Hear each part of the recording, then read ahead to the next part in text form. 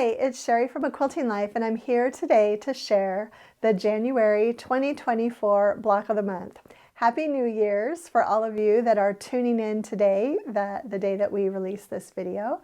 I'm super excited to start this year's quilt along. I did want to just begin and say thank you to everyone for all of the very kind comments I got in last December after we released the finishing instructions and the December blocks. It made my heart happy to know that so many of you loved the setting, and I know a lot of you wrote and said that you hadn't made the 6-inch blocks but that you were going to go back and make them so that you could use that setting with both of the blocks together.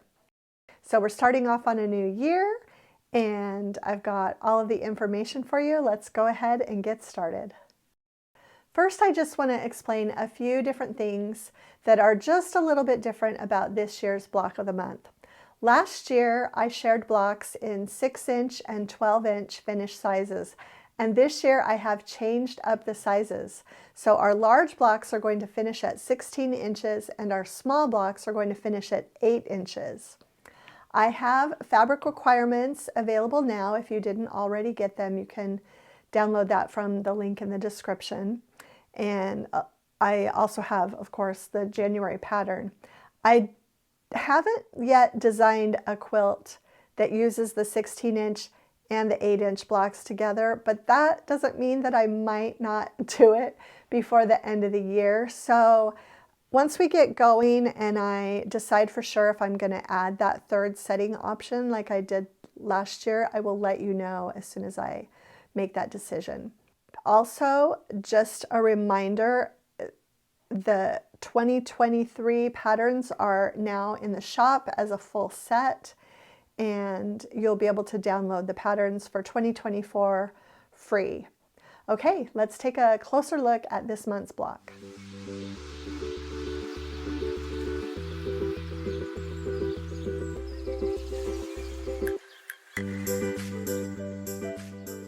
Okay, first of all, I'm going to talk a little bit about the blocks, and then I actually have a little tutorial to share with you today too, because there is something just a little bit different that I'll be pointing out that I'm going to just give you a visual tutorial for those of you who haven't made a block like this before. You'll notice that both blocks have an outer star point and a star in the middle. All of the blocks throughout this year will have this outer section. So that will be the same on every single monthly pattern. What will change is the center section. So if you wanted, you could go ahead and make all of your star points for your the outer sections of these blocks now, because you have the directions for that in this pattern. One reason you might especially want to make them all now is if you're going to use the same fabric for all of the star points in every block in your quilt. If you're going to change it up, I don't know, you might want to wait and see how you're going to lay out your blocks. I personally like the layout that I've got for the pattern, and you know, you could just kind of follow what I'm doing each month if you're using Strawberry Lemonade, which that's the collection that I'm using. If it's not available yet, it will be available before the end of the month. So if you want to make your blocks exactly like mine, you will be able to do that, and that fabric will be available very, very soon.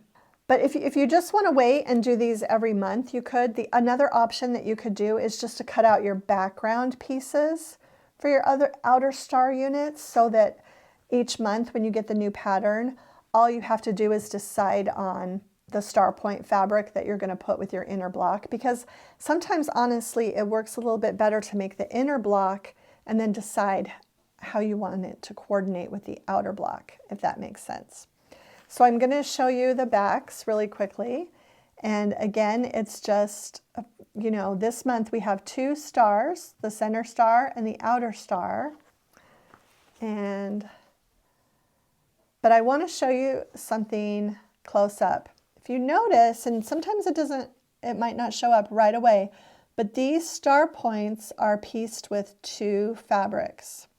And what I did was that I put them in the same order so that all of the dark red sections would be closest to the center square, and the ginghams would be out. Okay, so I'm going to show you how we do that. And you'll notice it's a little bit harder to see here, but I did use a citrine and then more of a traditional light green here. So there are also two pieces here that make up those star points. And again, you want to make sure when you're placing them so that you have all of the same color touching the inner square. Okay, I'm going to show you a quick little tutorial to make that easier for you. And I've got the pieces all ready to go. You're going to start out, and your pattern instructions will give you, you will need 4 squares of each print. I'm just demonstrating with the red and the gingham.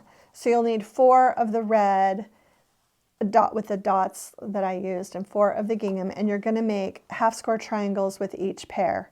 And I'm just going to use my traditional method where I take a 1/2 inch ruler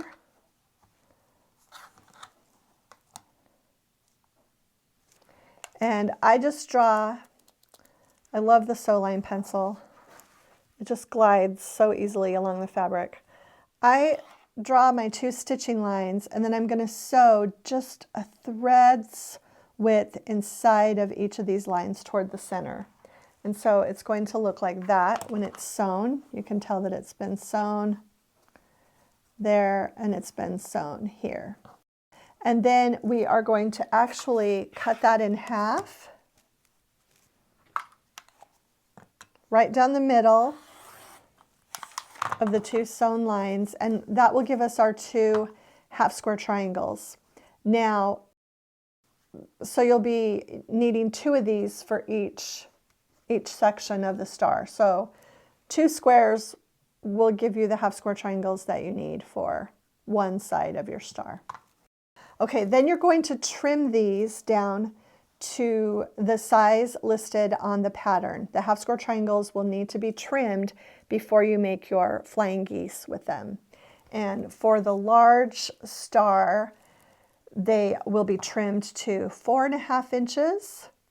And for the small star, they will be trimmed to 2.5 inches. Okay, and then you're going to press them open and do all of that. And I've already pressed mine, and I trimmed. You know, you're going to have the little dog ears. I've already trimmed those off. Okay, so once you've made the 8 half square triangles, you are ready to make the star point units. And so what you do is you take a background square, and we're going to be placing the diagonal so that when we sew like this, we will be sewing perpendicular to the diagonal line in that half square triangle, if that makes sense. So just to show you, when it's folded up, it will look like that. And if I turn this block the same way, you can see that this is just like this unit right here. This is going to be facing the center square, and this one will be out. I'm also going to show you a really great way to make these flying geese units. Because we're using a half square triangle unit that is trimmed to an exact size, I'm not going to be sizing these up and trimming them down. I am going to use my simple folded corners ruler though to make sure that my flying geese unit comes out as accurately as possible.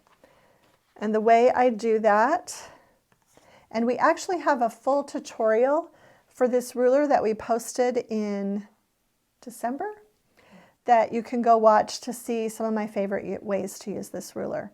But this is one of them. It is very helpful for flying geese. We're going to line it up. We're going to cut that off, and we're going to go sew and press. I'll come back and show you what that's like. Okay, so I sewed and I pressed that out, and you can see what that looks like. And then to finish that flying geese unit, we're going to just do the same exact thing. We're going to make sure that that solid red fabric is, you know, touching the other solid red fabric with the little white dots. We're going to make sure that our half square triangle line is going to be perpendicular to where we're going to sew. That's what it's going to look like when it's folded up. And I will just go ahead and trim this one.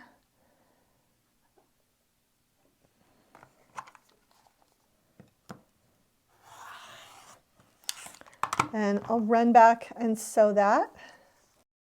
Okay, there we go. We've got the flying geese unit finished.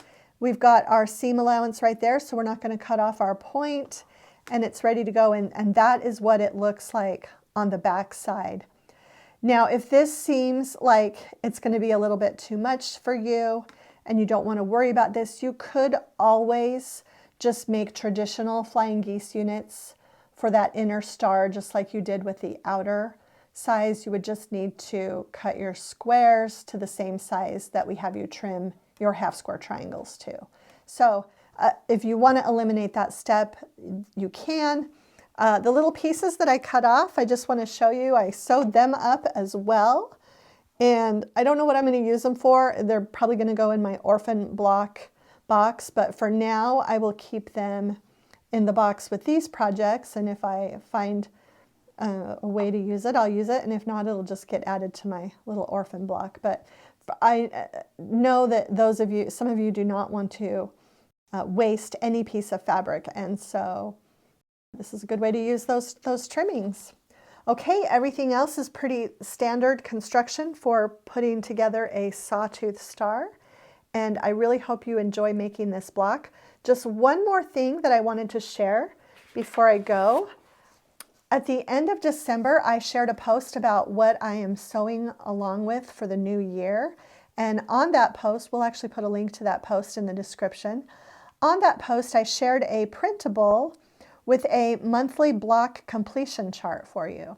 So this is just I thought it would be super fun. You know, we all talk about keeping track of our works in progress and our quilts that we make, but you know what? Sometimes we don't get a lot of quilts made, but we get a lot of blocks made throughout the year. And this actually, also I have to give credit to, it wasn't my idea, it was actually someone in my Patreon group thought it would be really fun to track this, and so I made up the tracking sheet. And so that for the month of January, you just color in a little circle every time you finish a block. So I finished these 2 blocks. I've already got 2 circles that I can color in. And, you know, if you finish a quilt, you know, you can record that in another place. But I thought it would be really fun throughout the year just to see how many blocks get made. And I guess if you're really a go-getter and if you're making more than 30 blocks a month, you can just print another copy and use more than one page. But just wanted to share this little PDF that I shared with you on that other video. Okay, so that's it for the January 2024, can't believe it's 2024, but the January 2024 block of the month. It's going to be fun to see all of these blocks with the star theme, and I hope you will enjoy sewing along with us this year. If you enjoyed today's video, please share it with a friend, hit the like button, and subscribe to our channel if you haven't already. Thanks so much for stopping by.